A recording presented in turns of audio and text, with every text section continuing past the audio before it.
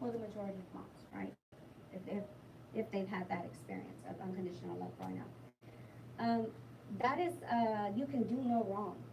I'll love you anyway, right? This is how God loves us, believe it or not.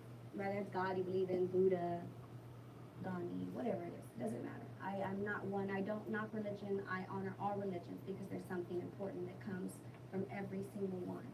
But most importantly, if you look at everything that's taught, 9 times out of 10, what I've learned in my journey is that everything is taught to us, even in the books, as metaphors. When you grow in consciousness, you can decode the metaphors, but it takes growing in consciousness to decode it. Everything was always alchemically done. Now, alchemy is that of, you've heard the story of the philosopher's stone, right? You know, turning lead into gold, right? So in very old ancient times, this is what scientists were originally doing to be in favor of the kings, is turn lead into gold, to be in the favor of the kings. What ended up happening is, I mean, yeah, they grew favor, they grew all of that with the kings, but when they weren't able to produce the gold and able to develop the gold, and they were killed because of it. So then there were those that were more spiritually driven as opposed to material driven. That's the difference. Spiritually driven, not religion again. Spirit is soul, the higher self, you. We all have a soul, whether we believe or not. When you look at alchemy in the process of alchemy within the soul journey, that is turning in, facing all of yourself, the good, the bad, the ugly, the beautiful, the crazy, all of that. And loving it anyway, loving all of you because you're so perfect in your imperfection. Growing to love yourself in that way is so extremely important. It's ultimately what we come here for. Without that, you don't have a roadmap. You think that these books and these Bibles and these teachers and all these things are the way to get to this place that you're told about growing up or that you read about in books, but truly, it's all in here. You run all the way around the world like me when everything I was looking for was right here. Knowing the self, loving the self, because we are energy, we draw in what we feel. And so for example, if I wake up in the morning and I am super mad because my daughter's yelling and I bump my foot, and if I continue to just be angry over that situation, my whole day is going to pretty much be drawing in angry people, frustrating situations. This is energy. We don't have to go into religion or spirituality or none of that. This is energy. So it's important to understand that there is a significance to spirituality and science, right? Because we're human. We're here in a physical body. So we are energy. And what you feel and believe, you vibrate. So what comes in, you've heard universal laws, right? This is cosmic. There's universal laws. So you hear everybody talking about, oh, the law of attraction, da, da, da. Yeah, that's all great, but what they don't tell you is that if you don't know what's true for you in the whole law of attraction thing, you're going to get that thing that you want because you're going to tell yourself, mind and heart, right? I want it, I want it. You're going to visualize it. You're going to bring it in your reality, and woohoo, right? You got the millions and millions of dollars, right? You hit the lottery. Everything's great until you get robbed because everybody on TV saw that you run into all this money, right? Well, yeah, I didn't really think about that when I was wishing for it. I just drew it in. Or you just start seeing, you see the stories, things start to fall and break apart. And it's not because those people are bad, but it's because when one puts their energy into something that is desired without truly understanding why they desire it, it leaves like a pocket of energy untapped. What's in that pocket of energy is everything that's suppressed, everything that we keep to ourselves, that we keep hidden, right? Those things where we've lacked, those things that we didn't receive because we feel like, we're undeserving, or, those lower things that we don't really want to talk about. We keep it to ourselves. It's easier to suppress that and focus on something bigger and greater than face those things. Yet, this is why it's so important to face those things. Not because you want to dive deep and hurt yourself, but to go and face it because when you can understand it, then you're open to moving from it. Otherwise, it stays stagnant. It's stagnant energy. Again, everything boils down to energy. When you have stagnant energy, using the law of attraction, it'll work, without a doubt. I'll be the first one to say I've seen it, I've done it. but I've also seen what comes right after it. And it's not good if you've got some things underneath that desire that affect truly why you want that thing. And it's usually because there's a lack, right? Why do you want money? Oh, I want money because I want to be blessing, right? Making it rain, all that good stuff, right? Yeah, that's all good until you're getting robbed outside the, the clubs or whatever, right? But you don't think about that. And so, but yet, if you think about it, there's always that little fear, right? I think we all would kind of have that fear. Man, well, I really want the world to know that I have this kind of money, because what if? It's natural human thing to experience fears and things like that. And instead of running from them and suppressing them, face them. Face them. Ask yourself, why do I feel that? Well, when I was growing up, my parents said that money doesn't grow on trees, and if it does, if you were to ever come into some money, expect this and this and this to happen, right? Conditions, labels.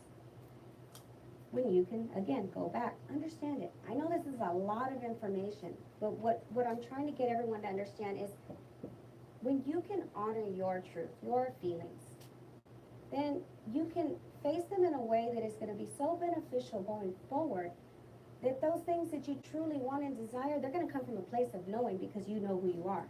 It's not because of people outside you. It's not because, the Kardashians are on TV and, oh my God, because I love me some Kim. I ain't going to lie, that's my girl. But not living up to the expectations of something that is seen outside of you. Loving yourself exactly where you are, exactly for who you are in all your imperfections. That is the most magnificent thing you can do. You're not perfect. None of us are. Even those that look like they're perfect, we're not here to be perfect. And anybody that tells you otherwise, obviously has their own imperfect issues, right? We all do. Honor it. Instead of being against it, oh, like this is just so ugly about me. Like I used to, when I first started this journey, I would talk about being positive all the time. I gave my family the hardest time. And it was before I came to understand that it's important to honor both sides of it, right? I was like, turn off the TV and stop talking so negative. My middle son, my God, that one there, to this day. But what I've come to understand is that it's a voice to be honored, even in its negativity, right? Even though I see it as negative, I have come to understand a little bit more where it stems from. And therefore, I have an understanding of why sometimes those things are said. And when those things are said, I don't feel the need to get angry, because I understand where they come from. So you see what I mean? Understanding, being open to understanding, and then you don't have to label it. You could just honor it for what it is and be present. And then your energy's not wasted or drained on being mad because your kid doesn't want to listen. They're not going to listen anyway. You know what I mean?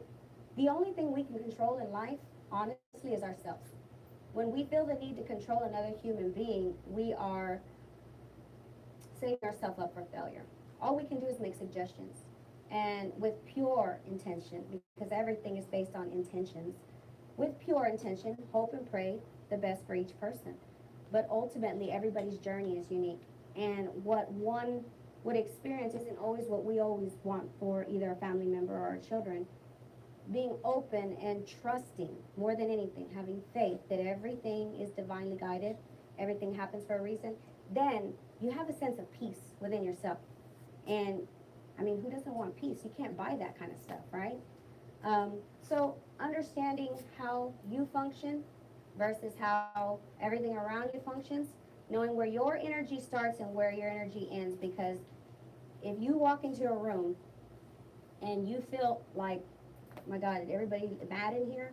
I don't know how many empaths are in here, but I hid out for a while on that one, because I couldn't separate what was my energy and what was other people's energy.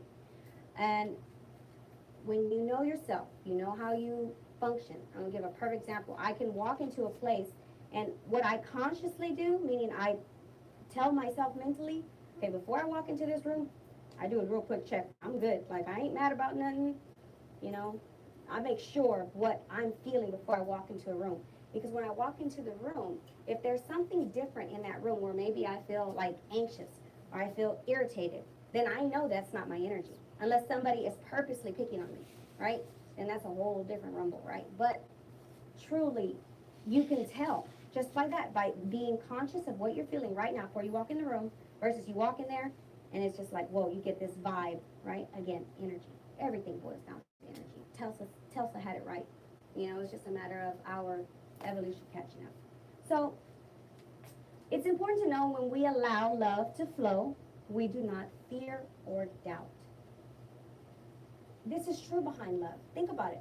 If you love somebody, truly love somebody, you're 9 times out of 10 going to trust that person off the bat, right? You're just going to trust them. I just love them, right?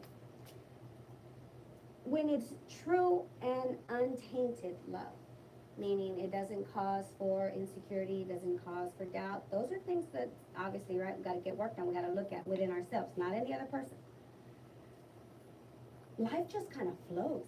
Think about it. When you fall in love, isn't it just like rainbows and butterflies? Everybody's like, everything's just like flutters. Yeah, that's all great until it stops, and then you get to know what people are really like, and then it's like a, what is it, going upstream? So, when you can flow like this in life without fear or doubt of what's going to happen, life is so much more easier. Your energy is stable. And that's ultimately what you want. You want a stable kind of energy. You want to be able to walk through life and not be in fear of, if I go out, you know, I just saw on the news yesterday, this lady walked out, and as soon as she walked out, they robbed her. I mean, you're going to stay locked in your house forever and never go out because somebody on the news got, you don't know what's going to happen. Nobody does. Even psychics, they can tell you, okay, well, your energy, like me, I do readings. This is my choice of, you know, spiritual connection. My modality I use is the tarot. I can tell somebody, okay, your energy is going to look like this. But what I will also tell this person is energy is fluid. If you decide to go left instead of right on your way home today, your entire energy shifts. Everything is energy. Nothing is set in stone. You get to choose, even if you're not conscious of it. So you can choose to have a very easy flowing energy by not living in fear. Not living in fear of the things that you can't control. I'm guilty of control. I'm a Virgo. My sun is a Virgo. My moon is a Taurus. But the fun side of me, that's Aries. That's my fire sign. But that's the part that people meet, my Aries. When people don't know me intimately, they meet Ruby, that's the Aries, the fun, the, you know, that kind of part of me. My family knows Ruby, the Taurus, the bullheaded, stubborn, very controlled. Yeah, see, my husband's smiling. He's like, oh my Lord, she's speaking truth. He's smiling. You don't know that. He's like, y'all don't even know that half of it is scurry. And then, well, the Virgo part of me is the compassionate, grounded part. So Virgo and Taurus is earth energy.